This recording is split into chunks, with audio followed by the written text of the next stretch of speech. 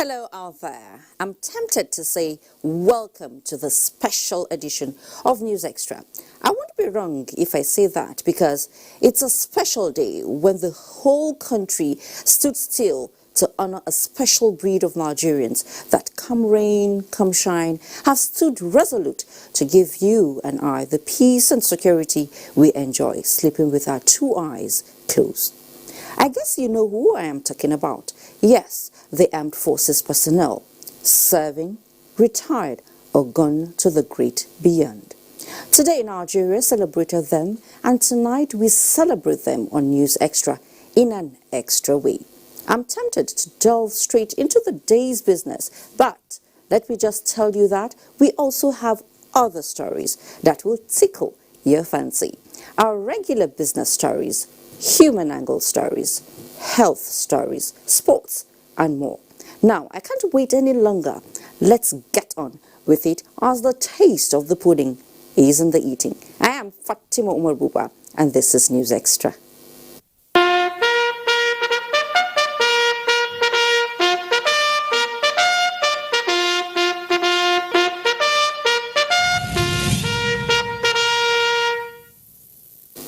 No amount of honor can be said to be too much for that person who paid the supreme price or is prepared to do so to guarantee your security.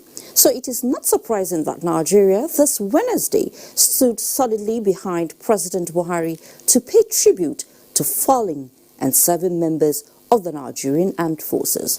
The president of the National Memorial Arcade in Abuja led other dignitaries to the wreath-laying ceremony, bringing to an end 3 months of activities marking the 2020 Armed Forces Remembrance Day. State House correspondent Jide Onifade reports.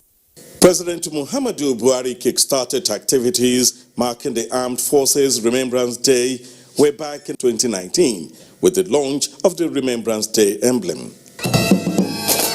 The president is being received into the National Memorial Arcade by Vice President Yemi Osinbajo, Senate Leader Abdullahi Yahaya representing the Senate President, Speaker House of Representatives Femi Gbajabiamila, Chief Justice of Nigeria Ibrahim Tanko Mohammed, and the service chiefs, as well as other dignitaries for the final event to end the 2020 Armed Forces Remembrance Day.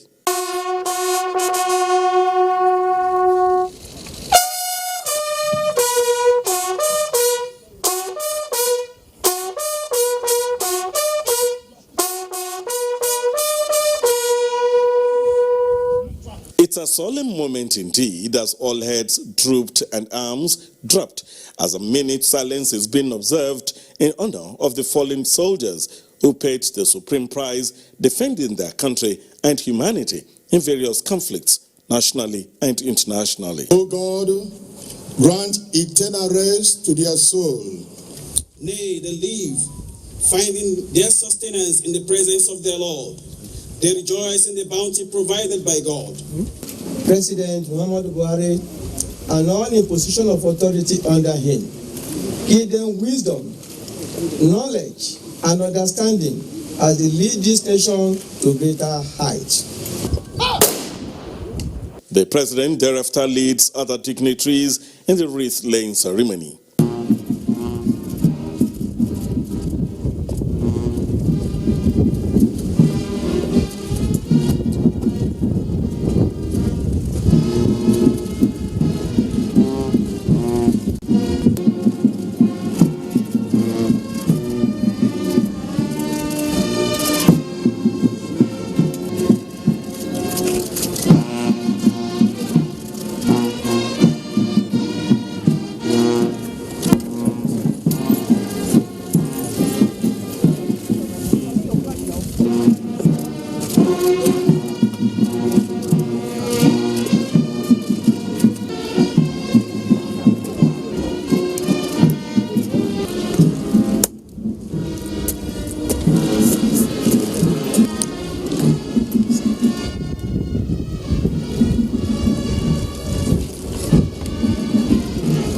Peak of the wreath-laying ceremony is the release of pigeons by the president.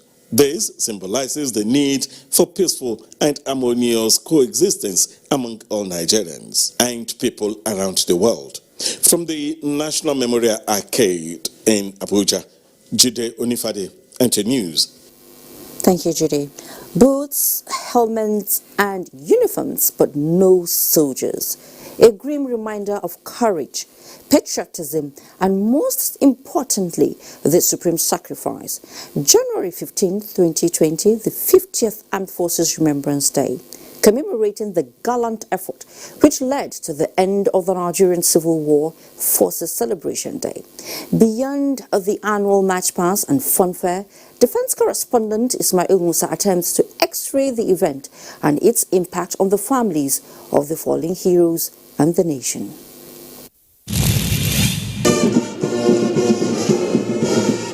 The resilient march of the Nigerian soldier is well known across the continent. Since the end of the Civil War in 1970, Nigeria has taken more than 50 positive steps towards development and social cohesion. As she marches towards a known and imaginary enemy, every step optimizes the collective will of Nigerians for growth, self-actualization, peace and stability. It is a time to remember the sacrifices that members of the armed forces and the security agencies have made to ensure that our sovereignty is maintained. It is a relentless march which defies the elements, an element of will, purpose and focus, driving a people towards their collective goal. What you might not see is the commitment, patriotism binding them together despite differences in uniform and the services they belong to. I think what we should do as a country is engage these, especially the military widows, in programs, that would give them sustainable life.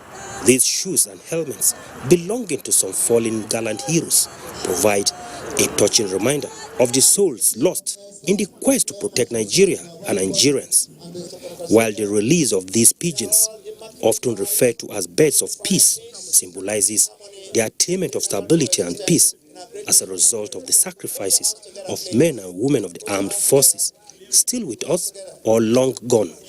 Today you are here in safety because these gallant heroes laid their lives down for each and every one of us. We as the widows of the fallen heroes, but they may feel that today we should spend the vigil with them. This statue of the unknown soldier has been standing here, and it is expected to remain standing, just as the members of the Nigerian Armed Forces are resolute in their determination to continue protecting Nigeria and Nigerians. And what is expected from me and you is constant prayer and support to the families of the dead and those still serving to ensure their success in their common goal. From the National Arcade Center in Abuja, Ismail Musa, NTA News.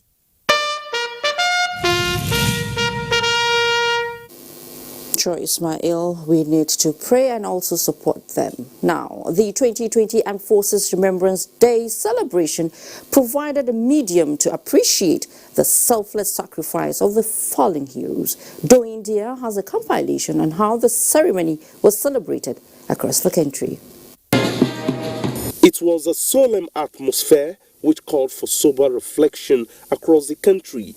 From Lagos comes a report that Governor Babajide Sanwo-Olu joined other eminent personalities to honor those paid the supreme price in the defense of their country. It was also witnessed by detachment of all of the security formatives, both the Nigerian Army, the Nigerian Air Force, the Nigerian Navy, and of course men of the Nigerian Legion. And from Edo State, correspondent reports that the colorful parade and other symbolic activities were on display to remember the sacrifices of the fallen heroes. It's a solemn occasion for us to acknowledge what the Almighty has done for us as a country. From Ebonyi State also comes a report that the Nigerian Army officers' wives and widows of the fallen heroes presented organic rice to the state governor to strengthen the civil-military relationship. Similarly, the Benue State government commended the effort of the Nigerian Armed Forces towards ensuring peace and stability in the country. We are very, very proud of the Nigerian soldier. Osun State Governor Adegboyega Oyetola beckoned on corporate organizations as well as well-spirited Nigerians to rally around the families of those who paid the supreme price for Nigeria's stability. From Katsina State, correspondents report that the 2020 Armed Forces Remembrance Day was held at the Cenotaph Nasinta Barracks with a call for the unity of the country. For us to really reflect and look at those they left behind. The 2020 Armed Forces Remembrance Day celebration in Gombe State featured prayers for the repose of the souls of the fallen heroes and the families they left behind. Some of them lost their lives, so we need to show solidarity. I need to give them support. With the 2020 Armed Forces Remembrance Day coinciding with the 50 years anniversary of the Nigerian Civil War, key players in the security sector used the occasion to advocate for love, tolerance and collective participation in the defense of the nation's territorial integrity. In Abuja, doing DR NT News.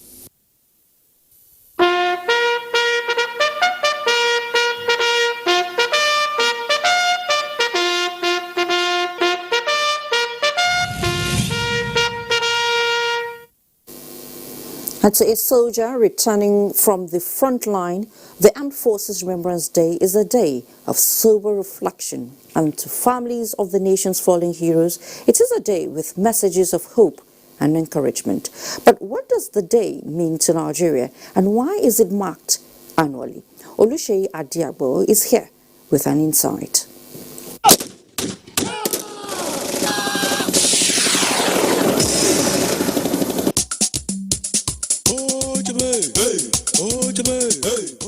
The work of a soldier is an assignment that comes with each prize, and to those who signed in, it is with a readiness to pay the ultimate prize, even at the cost of their lives. We are here to sacrifice our today for their tomorrow. We are here to sacrifice today so that our children will have a peaceful life tomorrow. I believe everything is planned by God. So when it comes, I take it. I wanna be a soldier. With full determination, a soldier is always on alert to defend the territory and protect the lives of the people. Olawale Bakari from southwest Nigeria is here with his friends, and this is despite their tribe and religious differences. For Olawale and Idris Galba from the northeast, the men and women of the Nigerian Armed Forces are heroes and heroines who deserve this day that has been set aside in their honor, as well as recognition for service sacrifices, especially for those who failed to return from the front lines. It's not easy for someone who just left his life because of me and you, for us to live.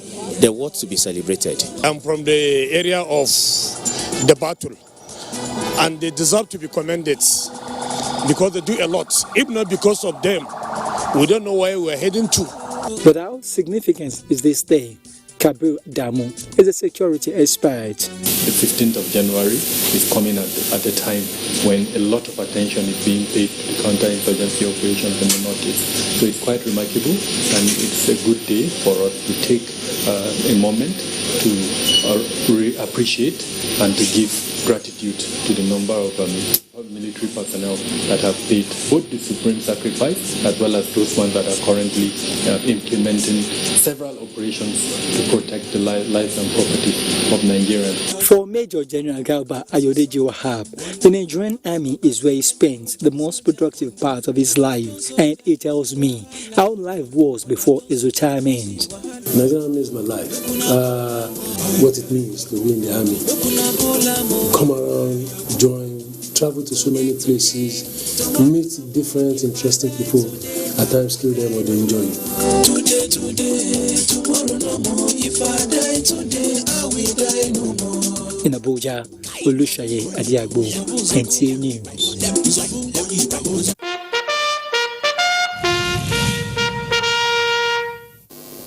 His gaze is pointed, his focus unshakable, and his resolve firm. He is the Nigerian soldier, the symbol of the nation's collective resolve to stand firm no matter the strength of the opposition. In this resolve, Naja Tijani in this report revisits the event which has shaped the Nigerian armed forces to what it is today.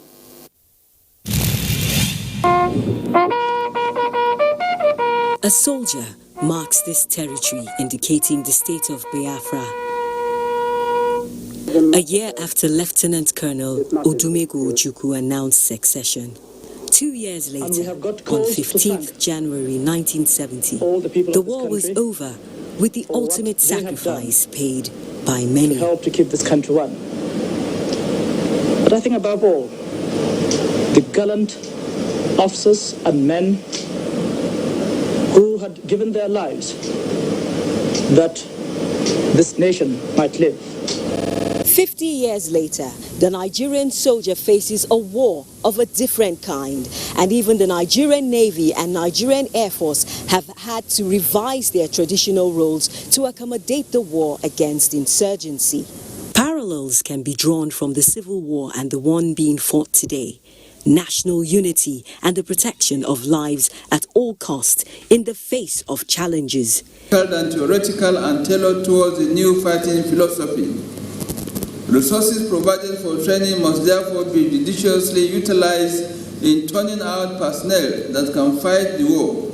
Enable him to retain a rotational, rational balance needed for the effective employment of his physical competencies to achieve victory in battle. And therefore we have restructured the service in such a way that we believe the way we are structured today, we are more likely to be effective.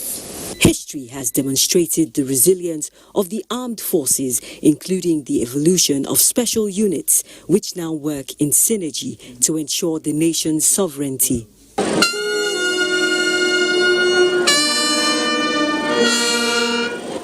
Whenever the wreath is laid on the headstone of the unknown soldier, who symbolizes the sacrifice being made by patriotic soldiers in keeping the Nigeria project, many will remember the saying, "The labor of our heroes, past and present, shall not be in vain." Naja'atu Tijani, NTA News. That's a clarion call there. Past leaders of Nigeria say the civil war offers a grim reminder of why every option other than war must be explored when there are disagreements in a nation. In our next episodes, we recall the clarion call on Nigerians by leaders at various times to focus on a nation filled with potential for greatness.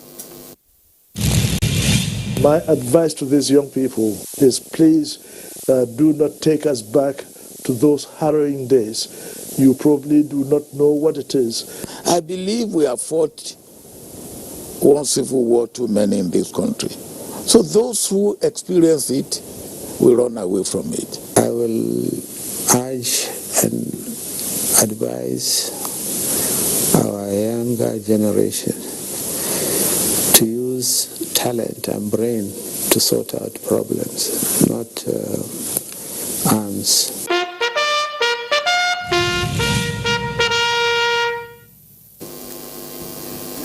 And joining me in the studio to talk more on that special day is General IBM Haruna, a man who has been there and has seen it all. Well, welcome to the studio. Good evening. It's really, really good to have you. Thank you. Today is a special day, right? How do you feel? Indeed. How do you feel? Well, I feel that it is special in the sense that we are honoring our departed comrades, those who have given the sacrifice, the ultimate sacrifice to the nation. Okay. So it has been 50 years since a civil war ended, and what are the lessons that we are still learning from that? Because you were a combatant and an ordnance officer during the war. What can you recall from that? Sorry. What I will recall is that what snowballed to the civil war can be summarized briefly. On 15th of January, we experience what ultimately snowballed from political disagreements, failures to accept elections for their democratic results, and failure to support the democratic institution.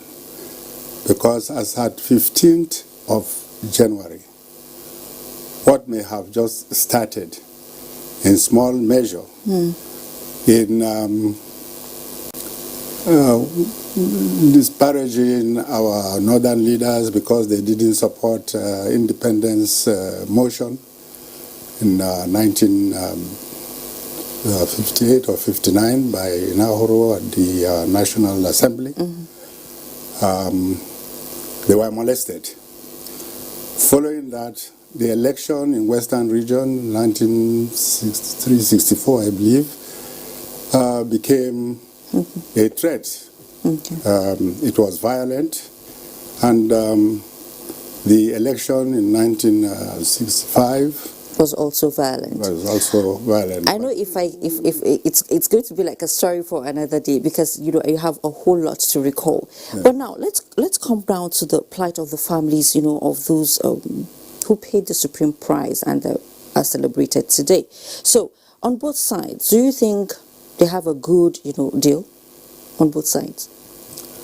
Well, on both sides over time, I think the nation has tried to pay some retribution, rehabilitation, and incorporation of the rebellious side. And the nation has absorbed officers and men who belonged to the adversaries in this civil war. So some peace has been tried at. And so far the administration of the families of affected soldiers have come to be respected, and their welfare and well-being has become a policy priority for political administrators. Okay, for you now, and those that survived the civil war, how is life? Well, life to most of us retired, we are citizens and patriots of the Nigerian nation, and over time it has come to be realized that we could not just be discarded as used and disposed property. I think the situation is under control. Both the retired, the serving, the families of the retired, the serving, and the families of those who made the supreme sacrifice. Would you say generally now life is good? That is what you're trying to say. Life is good, of course. No, I wouldn't say life is good. You're healthy and hearty. You're right here in the studio, so I would say life is good. I must say that for you. So but we're not talking of me. I'm a survivor. Okay, well, we're talking about those who gave the final sacrifice. And their dependents. Okay, so that's really, really nice. Would I say now? Many survivors say war is never an option. Do you agree with that? Of course, I do agree, but it's inevitable where people fail to disagree in negotiations that will soberly bring about peace, reconciliation, and sustenance of it. Okay. So thank you so much, General IBM Haruna. I wish we can continue this because of time. We cannot. It's really good to have you at News Extra. Well, we have been speaking with General IBM Haruna. He was, part of the Civil War, and now he is here. Now, moving on, when mortals pound, morals may not be found. This is the poignant memory of the Nigerian Civil War, even 50 years after. Retired Warrant Officer Peter Eze Liora fought on the other side of the exchange and recounts the reasons why war is never an option. I lost my left leg during the Biafra War. It was a bombing incident in Port Harcourt. In fact, at that at the fall of Port Harcourt, we had the notorious Nigerian Air Force aircraft they call Illusion. It was a devastation in Biafra. I was just reminiscing the other day. So it's 50 years after the war. It's great. We thank God. But it was a bad experience. Because when we came back to Enugu, we were saying, oh, happy survivor. That's what we are greeting when you see your mate, you say happy survivor, happy survivor. Nobody thought that the war will end and you are still standing and you are still living. But if you see war, you never go near war again. War is terrible. It destroys moral. It destroys everything. It destroys family. So war is a very, very bad thing. And I'm not really happy that everybody, some of our young men who have not seen war, are citing war like it is wrestling. It is not wrestling, no. War is, you can go with your mate and you won't come back.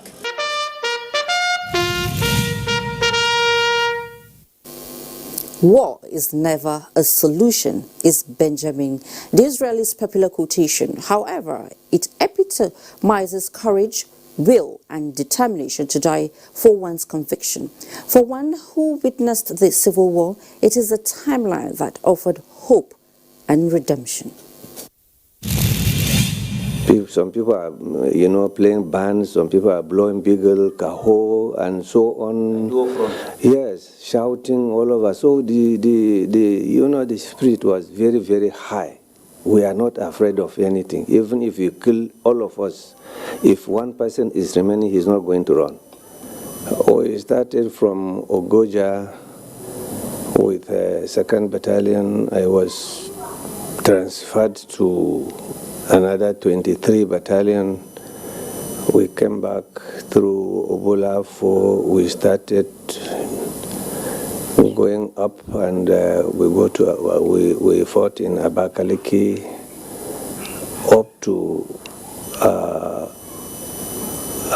one village, a bit far up, and I got wounded. Bloodshot at my thigh here. So we experienced so many good and bad things. So from there I was in the hospital when the war ended.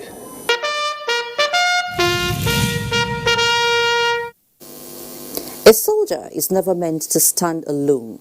He and his company represent a unit of defense, the aggregate of a people's purpose in peace and war. Our next veteran says one soldier is an extension of another. I joined the military about 1948 and got commissioned into the army, officer corps in 1961.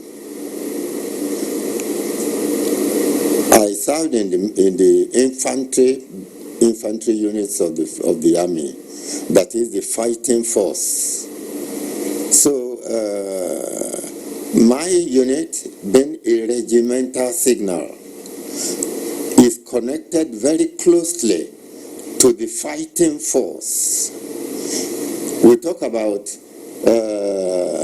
start line, where the soldiers first meet the opposition.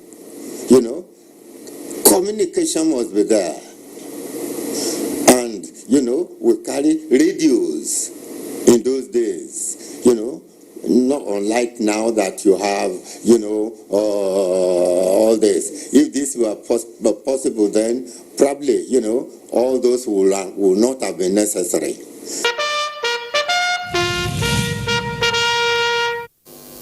As the government continues to develop programs for the welfare of the family members of the Nigerian fallen heroes, an appeal has gone to Nigerians to rally round the government to ensure that the sacrifices of the fallen heroes do not go in vain. Do India takes it up from here. May 31st, 2017 is a day Faith Amakwe will not forget in a hurry. A mother of 3 woke up to the sad news of the death of her husband, a tale which she wished would never come true. On Sunday morning like this, I was preparing to go to service. Then the news came. Her husband, Warrant Officer Rumi Amakwe, while embarking on a peacekeeping mission in faraway Sudan, promised to reunite with his loved ones when he returns. But that was a dream which never came to pass. It just reminded me again concerning my husband. I was shedding tears even as I was sitting down there as they were going to honor the lost soldiers. Well, I said, glory be to God, because he's in the hands of God. Faith Amakwe's story is similar to thousands of other family members whose breadwinners pay the supreme price for peace. My husband died 2002. Where? In Jos. He slept and never woke up. And the next day, I was at the mortuary praying. I held him if he can rise again. But up to now, he never woke up again. But I only felt his body cold. And I look at him. The memory just came to me that all about life, this is the end. I heard him and I have this push to go on in life. Many of such men and personnel of the Nigerian Armed Forces laid their lives in the defense of the nation's integrity. One question, however, which has continued to surface is what becomes of those they left behind. Right now, as I'm talking now, my last born, I cannot even pay his school fees. But this concern has not gone unattended to, as the government is committed to adequate compensation and support for relatives of the fallen heroes. Giving them a job, supporting them educationally and otherwise, it will be of a great help. For the past, I think almost 3 years we've been coming here, and our program is an initiative of the President of the Federal Republic of Nigeria. We are saddled with the responsibility of a kind of public-private partnership for empowering ex-servicemen, widows, children of the fallen heroes. And so, as the 2020 Armed Forces Remembrance Day celebration comes to a climax, there is a message that these gallant officers and men are leaving behind: patriotism to fatherland, that which the fallen heroes exemplified. Doing Dia NT News.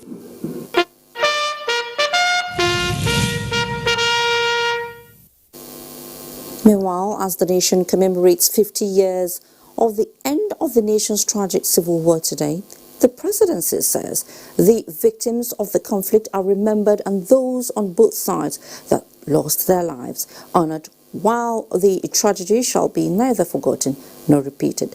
A statement by the Senior Special Assistant to the President on Media and Publicity, Garba Shehu, notes that the war serves as a potent warning on the dangers of aggressive regionalism, ethnic baiting and political corruption. The presidency also states that the nation must forge common memory that can serve as a bridge to a future free from the ravages of sectarianism, as remembering the past helps to draw lessons on how to move forward together and live in peace. But however, regrets that some still fail to recognize them and instead repeat its mistakes, preaching inflammatory rhetoric meant only to divide. To this is a call on all leaders and parties to moderate their language.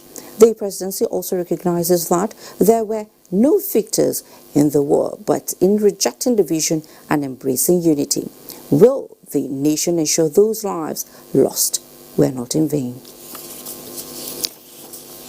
And And 50 years after the Nigerian Civil War, the poignant memories continue to linger as a reminder that peace and unity are non-negotiable in a nation's quest for development. In our Armed Forces Remembrance Day series, Senator Ibrahim Ida, a former permanent secretary in the Ministry of Defense, shares his thoughts on the nation after half a century of post-Civil War existence. By the time of the Civil War, the country was well managed politically, in the sense that there was a single objective of keeping Nigeria one. And economically, we had people of vision. We had a commissioner of finance in the person of the late Chief Obafemi Olo, who was a no-nonsense man, a person who could not be swayed by any personal consideration, only patriotic feelings.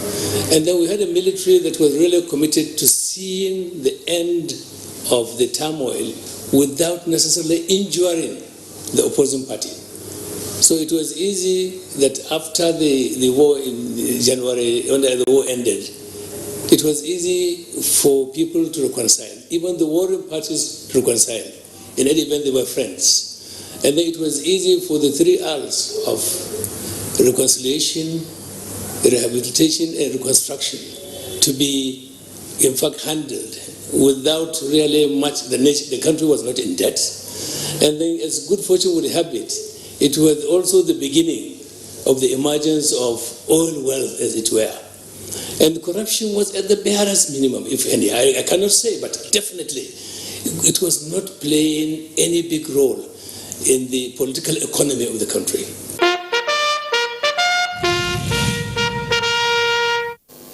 And that was Senator Ida on Civil War. Now, when News Extra returns, we bring you up to speed with the dawn of a new era in Igbo as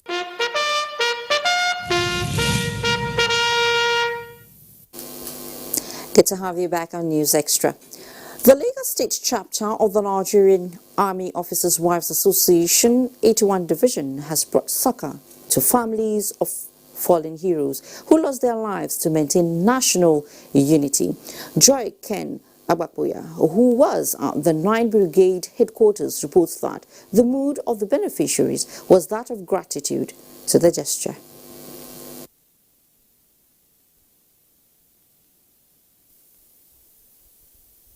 Fighting to protect the integrity of the nation comes with a price, and that price has adverse effects on the families of those who laid their lives gallantly for the nation and other peace support related operations.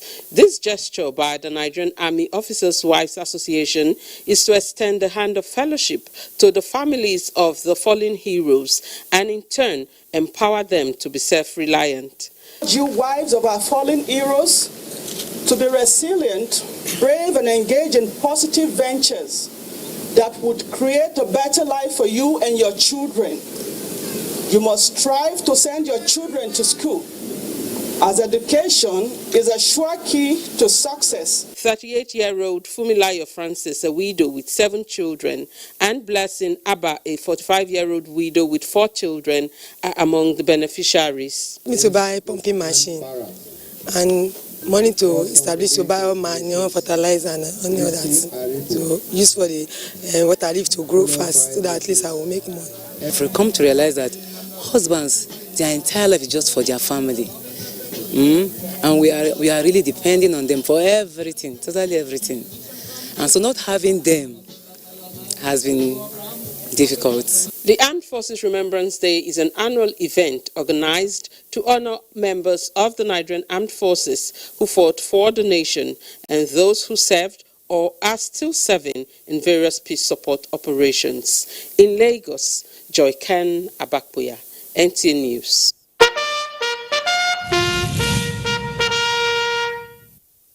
President Muhammadu Buhari is urging Governor Bello Muhammad of Zamfara State not to relent in his effort at restoring peace and security in the state for a prosperous future. This was when he granted audience to the governor, who was in the State House, to brief him on the security situation in Zamfara State. I come to see him and to update him about the huge successes that recorded by the Nigerian security in terms of wiping out some of the bandits in all the areas in Zamfara state. You know the narration that used to come out from the state. Today, the narration has completely changed. Before, you hear banditry activities every day, killings, kidnappings, but today, nothing coming from Zamfara as such. So we thank him for all the support that given to Zamfara state people. State House correspondent Adamu Sambo reports that the governor also briefed the president on his efforts at enhancing mining activities in the state. We have been talking with so many investors in Nigeria and outside the country, particularly in Russia, China, and Dubai. And some of them all are coming by February. We see a lot of investors that will come to my state to invest. Zamfara State Governor there. Now, if you are regular on the stretch of the busy highway from Akwanga to Lafia, you cannot miss the access of the many have gone, an allusion to fatalities from frequent accidents because of difficult terrain and bad driving habits along the route. Now, in addition to ongoing dualization of the road to reduce accident, we have the good news to share of a new project to change the nomenclature to Many will leave by making the access a safer and more secured zone. And how will that unfold? Well, here is Aliu Tijani Mohammed. The topography of the Akwanga-Lafia highway is dreaded by motorists and appeared to be the major reason for accidents. But if the axis is unsafe due to difficult terrain, there has been reported cases of security concerns over time with the people, including top officials of government at the receiving end. Because of accident, that's why they call that place, many have gone. It's a sharp, it's not a straight road. That what caused that accident. Maybe if some people are passing because of overload, some are overload, some drivers are overspeed. That what is caused that accident. We thank government for the new road and plans to secure the area. The federal government is providing solutions with the road dualization and plans for the establishment of a police mobile training school on 180 hectares of land around the axis donated by Nasarawa state government. Compensation has been paid, and before government moves in, the people have commenced cutting down trees. Governor Abdullahi Sule and the team from the Inspector General of Police, Mohammed Adamu, say government initiatives will help in reducing accidents and securing the area. We are therefore handing over the area officially to the team that is coming from the office of the IG so that they can commence work and bring about activities, security of the area, and development of our own area. With the college in this place, the security of this area will be stabilized, and all the evil things being perpetrated there will now become something of the past, and this will now leverage on the development of this area. From commitment by officials, the training school project will take up soon. From Ndehu, Aliu Tijani Mohammed, NTA News. Now, thank you so much, Aliu. Now, to another development, Hope Uzodinma of the All Progressives Congress Party, APC, has received his certificate of return as the governor of Imo State. Joseph Johnson reports that the handing over of certificate in Abuja was greeted with high spirits and optimism for better days in Imo State.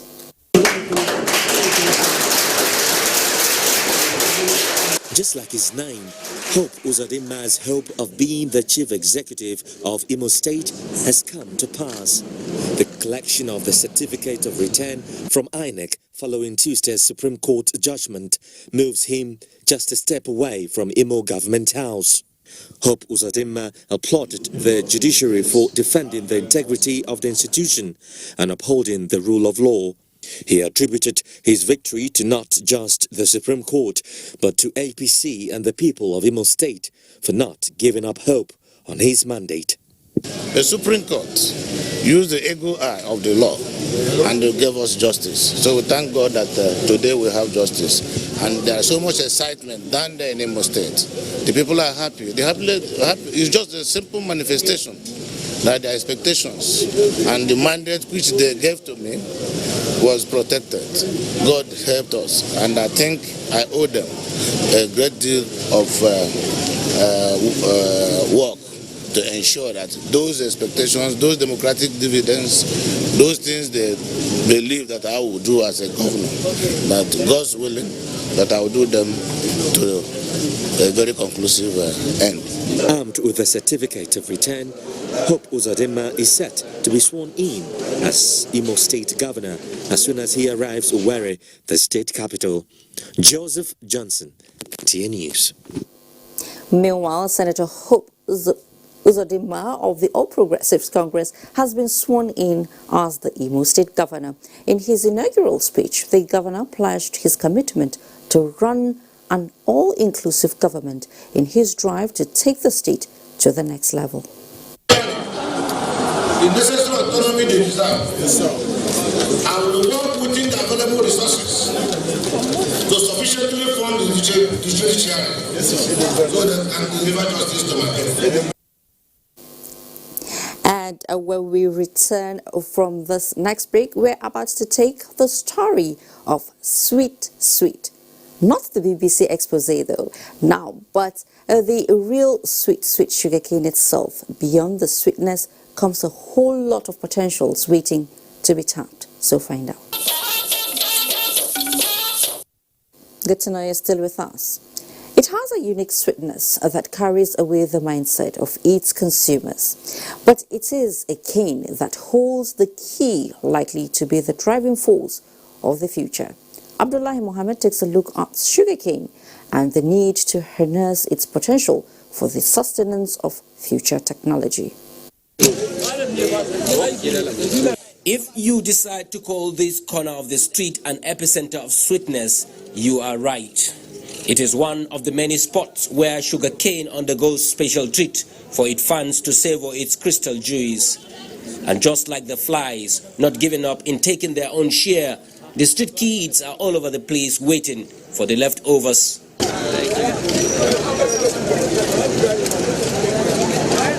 But the hundreds of hands that prepare the sugarcane for trade are engaged in revolving the economy, while those whose business is to consume it often get lost in the euphoria of its taste.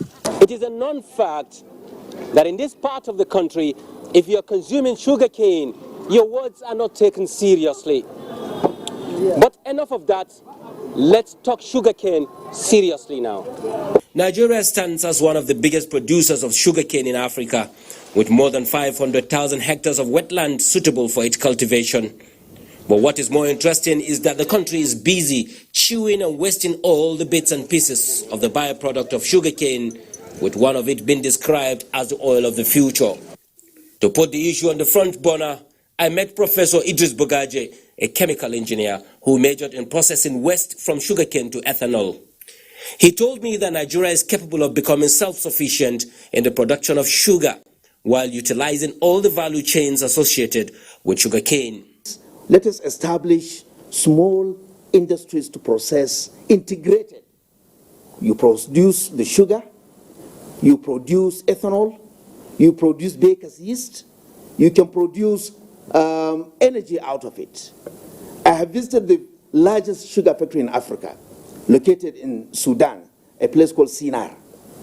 That sugar industry is not only producing sugar and other products, it is also generating enough electricity to serve the entire region because of the large volume of bagasse that is produced.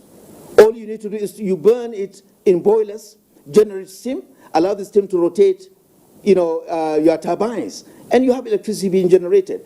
Going by the submissions of the professor, these men of honor who give their all to make ends meet are certainly oblivious of the fact that they are trading on a gold mine. They even have to pay Abubakar Garba 500 naira daily to help them dispose the gold, which for them remains a garbage. But until the research is carried out by the folds of people like Professor Idris Bogaje see the light of the day, the potentials in sugarcane in Nigeria may continue to remain in the garbage, with people like Abubakar Garba collecting stipends to dispose. And you know what? The future starts now. In Kaduna, Abdullahi Muhammad, NTA News. You'll agree with me that does show a very sweet one on sugarcane. As part of its policy to bring agricultural sector to the front burner and remain the mainstay of the nation's economy, the federal government has opened up another irrigation site in Dogwa local government area of Kano State to encourage benefiting communities to engage in all-year farming activities and halt rural-urban migration. Mohammed Rabiu Ali reports that the project was conceived 3 years ago by the federal government to explore the abundant agricultural products in the area.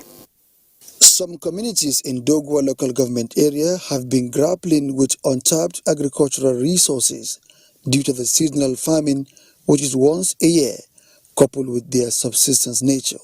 In view of the agricultural potential of the area, the federal government conceived the idea of siting Tafga Irrigation Dam for Asada, Ngorna Tsohua, and Kurfi communities in Dogwa local government area. It is expected that more than 10,000 hectares of land will be put under cultivation and estimated to provide 50,000 jobs to the people of the area. This embankment is a dual purpose. It serves as access to the community as well as impounding water for irrigation, water supply, livestock, fishery, and other uses. Contractor handling the project has mobilized to site in an effort to complete the project on schedule. They don't have anything to fear. The clean trench was well constructed, and I want to mention that the design life of this dam is minimum 50 years. Already, 3-kilometer access road to the construction site has been flagged off, and distribution of irrigation facilities to benefiting communities by the immediate past majority leader, House of Representatives Alassane Ado Dogwa. To assure you that this is a project that we initiated long ago, but it has never witnessed the light of the day until now, when Muhammadu Buhari has made agriculture as the key, the cornerstone of his administration. This is a project that is accommodated under the 2019 budget when I was the chief whip of the 8th House of Representatives, with the compliments and support of President Muhammadu Buhari. We have been able to secure 250 million naira for this project, and part of the implementation process of the government of Muhammadu Buhari was the release of 45% of this capital sum for them to commence on this important project. While showering encomiums on President Muhammadu Buhari for citing the project in their domain, the beneficiaries are happy to be part of farmers that will contribute their quota in enhancing the nation's food security. Muhammad Rabiu Ali, NTA News. In the meantime, the federal government has over the years implemented policies aimed at boosting the economy of the nation. It has also entered agreements with various countries, all in the same vein. The United Kingdom's High Commission in Nigeria is contributing its quota towards this by finalizing plans to bring 300 British businesses to Nigeria. Awal Yusuf Jibo tells us more.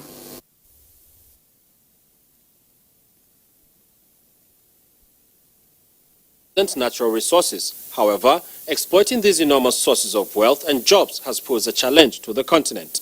To change this narrative, the UK is supporting Nigeria to further tap the great potential to promote better future for the citizenry. Reliable estimates put the figure that's needed at around $36 billion a year for Nigeria to reach its potential. That's in transport, in energy access and in sanitation, including agriculture, manufacturing and mineral mining.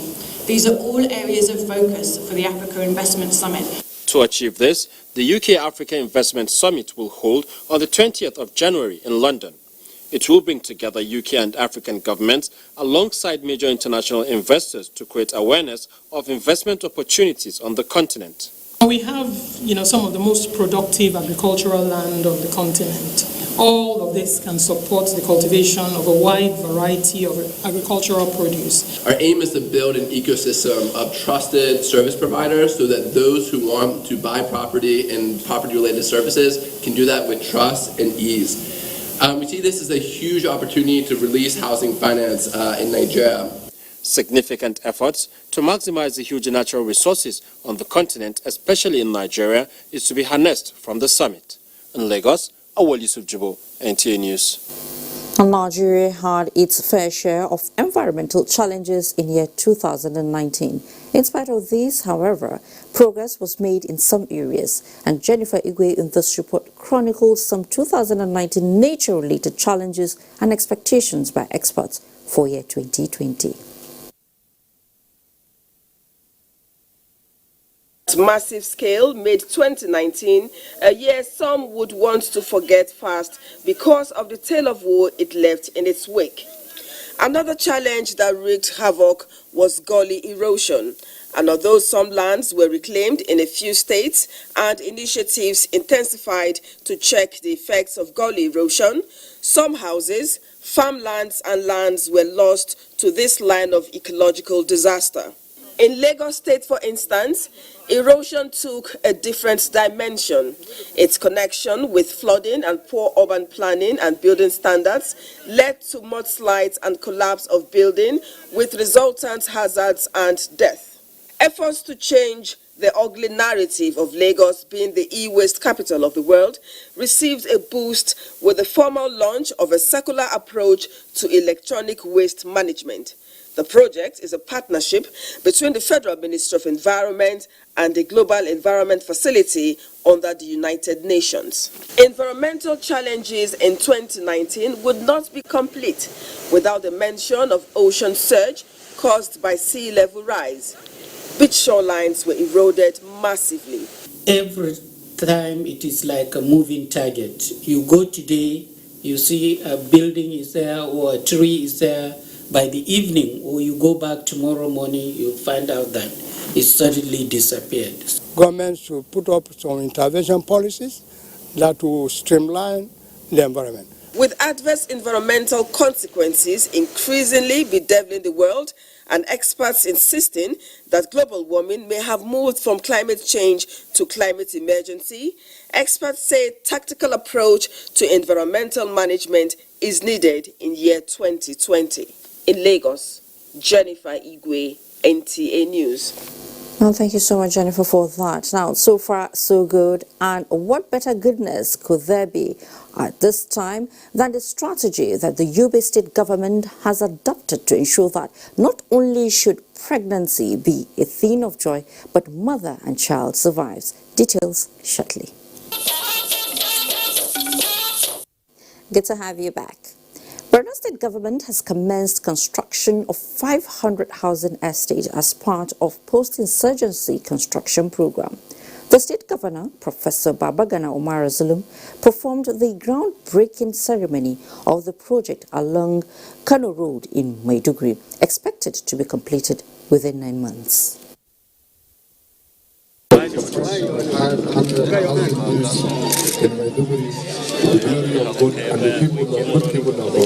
In December 2019, Borno State government had inaugurated a high-powered committee led by the State Deputy Governor Umar Usman Kadafu for the construction of 500 houses as part of efforts to address housing deficit within the metropolis.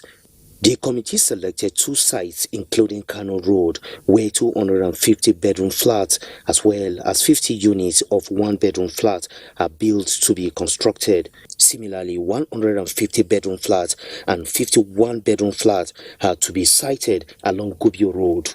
Governor Babagana Umar Zulum said the construction of 500 houses kickstarts a major housing program for the year 2020 at a cost of 5 billion naira. The relentless support that the federal government towards ensuring the rebuilding and reconstruction of our largest communities and infrastructure. The project, many believe, will close the gap in housing deficit within the metropolis, reduce rising cost of house rent, as well as development of shanty settlement with its attendant social and environmental hazards. State Deputy Governor Umar Usman Kadafu, who is also the chairman of the committee for the construction of the 500 housing units, assures that the committee will strictly adhere to specifications in the design and timely completion of work. In another development, a Yobe state government has launched a customized tricycle ambulance service for emergency transportation of women in labor, children and other emergencies. It is a strategy adopted to ease difficulties that may follow complications of pregnancy, labor and delivery. Yunus Asalema reports that Governor Mai Malabudi was also on hand to lay the foundation stone for the construction of maternal and newborn child health complex at the Yobe State University Teaching Hospital in Damaturu. These customized tricycle ambulances procured at the cost of 84.4 million naira were specifically designed for use in easing transportation for expectant mothers in labor or in emergency situations as a means of reducing maternal, prenatal and child morbidity and mortality in the state. Inaugurating the machines, Governor Mai Malabuni also laid the foundation stone for the construction of maternal and newborn child health complex awarded at the cost of 1.5 billion naira with the objective of strengthening maternal and child care. Going forward, Governor Buni disclosed his administration's resolve to engage the services of more medical consultants and other health professionals to serve in the state-owned teaching hospital as senior level personnel. We are determined to maintain and build on our progress in the healthcare. It is a progress that is recognized and celebrated both here in the state and across the country. It was why the federal government and the World Bank recently approved a grant of $29 million or around 10.5 billion naira to our state for emerging as the overall best among the 36 states of the Federation. The state government, in collaboration with Saving 1 Million Lives funds, are fast-tracking efforts through the rehabilitation and standardization of 53 primary healthcare centers in 17 council areas at the cost of 4.1 billion naira, conceived to achieve universal health coverage. In Damaturu, Yunus Suleiman, NTA News. In its efforts to reach poor households for sustainable livelihoods, over 3,000 aged and indigent people in Ondo State have benefited from the different schemes of the National Social Investment Programs of the federal government. Doris Olumoko tells us more about the impact of the programs on pupils' enrollment and provision of infrastructure in schools. The National Social Investment Programs are basically divided into four, which have various components under which they operate. Under the special grant transfer, about 2,754 people drawn from 6 local government areas of Ondo State have benefited, while 3,800 people are beneficiaries of the household uplifting programs. The issue of cash transfer, which is 5,000 naira for the elderly 60 years and above. You know that the federal government is doing that as a means of alleviating poverty in our society. It is for the aged, people that are above 60 years of age. We have about 4,000 that were mined from our single register, and they have been enrolled. Another component is the conditional grant scheme, through which schools are given facelifts. We've been able to revive schools, renovate schools, have the solar system in place, which is one of the conditions. We've been able to do good water to all the schools under the CGS. St. Finbar's RCM Primary School, Akure, is one of the beneficiaries of the conditional grant scheme under the SDG project. Now, in this school, we have 4 blocks of classrooms renovated under this project. We also have a solar-powered borehole. We have inverter and toilet facilities. I have here with me the headmistress of this school, who will tell us how impactful this project have been in both learning and other things in the school. Well, we thank the federal government and the state government concerning what they did in St. Finbar's RSA. Everything, the children, the teachers, they were in good environment. There's fun in my class. We learn in a very good environment, and I thank the federal government for that. Other areas of impact of the National Social Investment Programs in Ondo State are the Empower Program, where over 14,000 beneficiaries are enlisted in Ondo State, National Homegrown School Feeding, comprising about 1,523 cooks, and 100,938 pupils. In Akure, Doris Olumoko, NTA News. Well, many thanks, Doris. Now, Jabi Lake is one of the relaxation spots popularly visited by fun seekers in Abuja. The gradual change of the lake from a pristine body of water into a water body being polluted by human waste has prompted a visit to the lake. The National Inland Waterways Authority, Olabode Arewa, tells us about the visit and what good it will do to the lake and its patrons. Jabi Lake was created as an artificial water reservoir for fishing and relaxation. Over the years, numerous business entities have sprung up around this environment, leading to increase in human activity. In furtherance of its mandate of supervising all inland bodies of water across Nigeria, the National Inland Waterways interacted with the private outfits conducting business around the lake towards ensuring the payment of the appropriate revenue into government coffers. The Managing Director, George Mogalu, observed that the area also should be upgraded for tourism.